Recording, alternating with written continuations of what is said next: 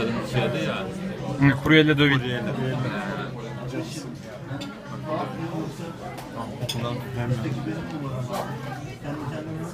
Evet, afiyet olsun.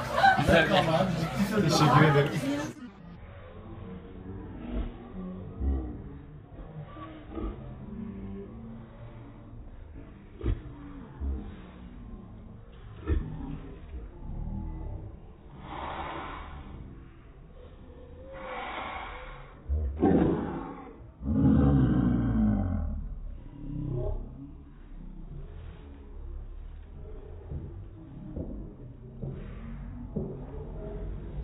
Arkadaş.